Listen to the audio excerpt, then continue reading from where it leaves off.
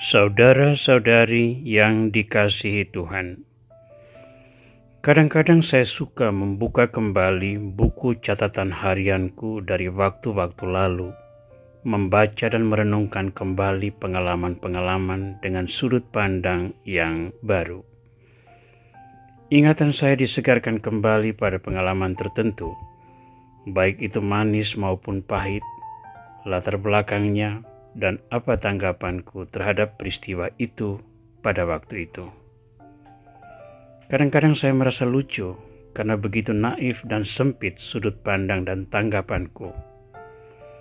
Lain waktu saya menyesali sikap yang salah karena ceroboh atau tidak berpikir panjang. Pada kesempatan lain saya juga memuji diri karena di saat itu dapat membuat keputusan yang tepat, sehingga sikap dan tanggapan saat itu membawa pengaruh bagi hidupku saat ini. Ternyata ada banyak hal yang bisa dipelajari dari catatan-catatan harian tersebut sebagai sebuah sejarah hidup yang membawaku menjadi pribadi seperti sekarang ini. Pengalaman-pengalaman masa lalu membentuk kepribadian kita, pola pikir dan tanggapan kita terhadap pergolakan iman masa kini.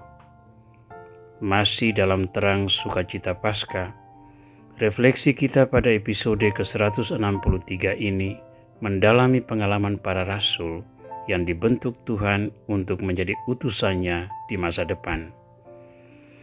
Mereka pribadi sederhana dengan segala kerumitan hidup mereka. Yesus menerima keadaan mereka itu dan meneguhkan mereka dengan cara-cara sederhana yang dapat diterima akal budi dan emosi mereka. Menghantar refleksi ini, mari kita membaca Injil Yohanes bab 21 ayat 1 sampai 14. Kemudian Yesus menampakkan diri lagi kepada para murid-Nya di pantai Danau Tiberias, dan ia menampakkan diri sebagai berikut. Di pantai itu berkumpul Simon Petrus, Thomas yang disebut Didimus, Nathanael dari Kana yang di Galilea, anak-anak Zebedeus, dan 2 orang murid-Nya yang lain. Kata Simon Petrus kepada mereka, "Aku pergi menangkap ikan." Kata mereka kepadanya, "Kami pergi juga dengan engkau." Mereka berangkat lalu naik ke perahu, tetapi malam itu mereka tidak menangkap apa-apa. Ketika hari mulai siang, Yesus berdiri di pantai, akan tetapi murid-murid itu tidak tahu bahwa itu adalah Yesus. Kata Yesus kepada mereka, "Hai anak-anak, adakah kamu mempunyai lauk pauk?" Jawab mereka, "Tidak ada." Maka kata Yesus kepada mereka, "Tebarkanlah jalamu di sebelah kanan perahu, maka kamu akan peroleh." Lalu mereka menebarkannya dan mereka tidak dapat menariknya lagi karena banyaknya ikan. Maka murid yang dikasihi Yesus itu berkata kepada Petrus, "Itu Tuhan." Ketika Petrus mendengar bahwa itu adalah Tuhan, maka ia mengenakan pakaiannya sebab ia tidak berpakaian, lalu terjun ke dalam danau. Murid-murid yang lain datang dengan perahu karena mereka tidak jauh dari darat, hanya kira-kira 200 hasta saja, dan mereka menghela jala yang penuh ikan itu. Ketika mereka tiba di darat, mereka melihat api arang dan di atasnya ikan dan roti. Kata Yesus kepada mereka, "Bawalah beberapa ikan yang baru kamu tangkap itu." Simon Petrus naik ke perahu lalu menghela jala itu ke darat, penuh ikan-ikan besar, 153 ekor banyaknya.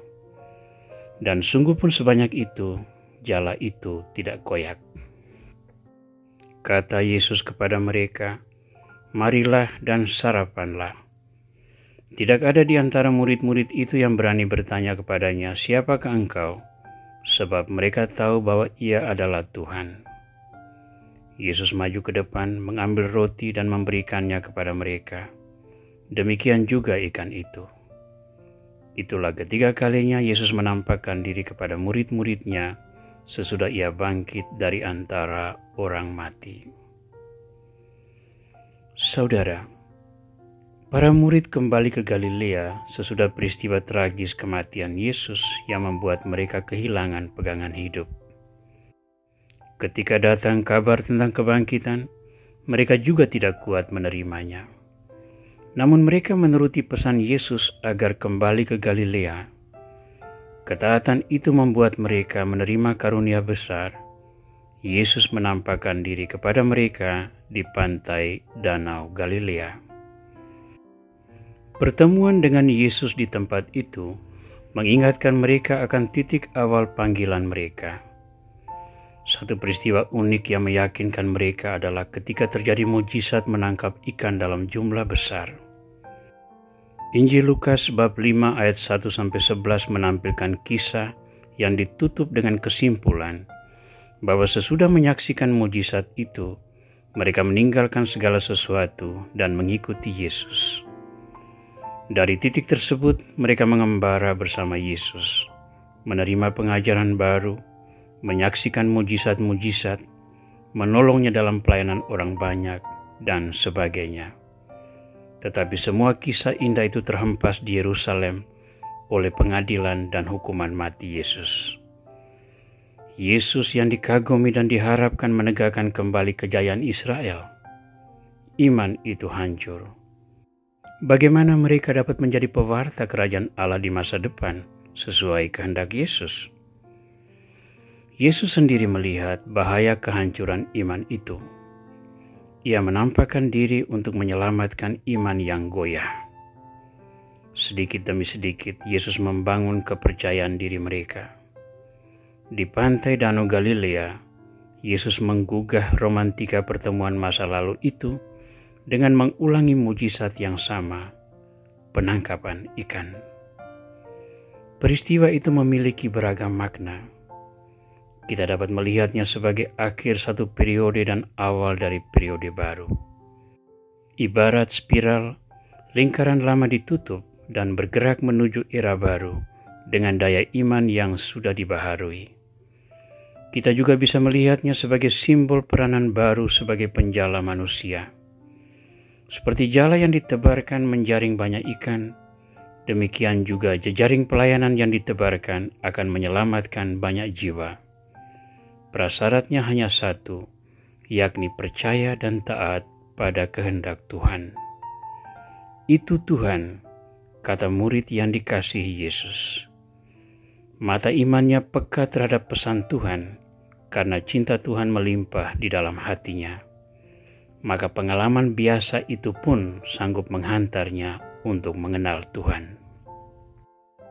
Saudara, setiap pengalaman tentang Tuhan, baik itu rahmat atau hukuman, merupakan mutiara-mutiara rohani berharga yang harus dipelihara. Catat, ingat, rekam, dan jadikan itu penyegar hati dan budi kita di saat menghadapi pergolakan hidup. Pengalaman tersebut menyadarkan kita bahwa Tuhan ada bersama kita. Tuhan itu membenci dosa tetapi mengasihi kita yang berdosa. Ia penyayang dan pengampun. Ia penolong dan pelindung. Dari kita hanya dituntut satu hal, yakni menyadari kehadirannya dalam hidup kita dan menerima tawaran cintanya.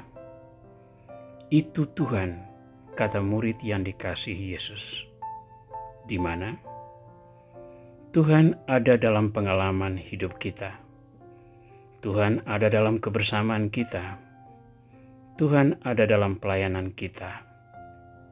Tuhan ada ketika kita saling mengasihi dalam namanya. Dalam kepahitan pun jangan tinggalkan Dia. Di saat ragu-ragu, mohonlah peneguhan darinya. Selama kita tidak menolaknya, dengan caranya sendiri, Tuhan memberi kita jalan yang benar menuju keselamatan sejati dalam namanya. Tuhan Yesus Kristus, Engkau menyegarkan iman para murid dengan membangkitkan kenangan indah awal panggilan mereka. Berkat daya baru yang mengalir dari kasih-Mu, mereka pun diteguhkan untuk menjadi utusan-Mu. Hadirlah selalu bersama kami dalam setiap pengalaman hidup kami. Asalah suara hati kami agar peka terhadap pewahyuan diri-Mu. Jernihkanlah mata iman kami agar mampu melihat kebesaran-Mu. Dan teguhkanlah semangat kami agar mau menjadi perpanjangan tangan-Mu, membagi cinta sejati kepada sesama kami.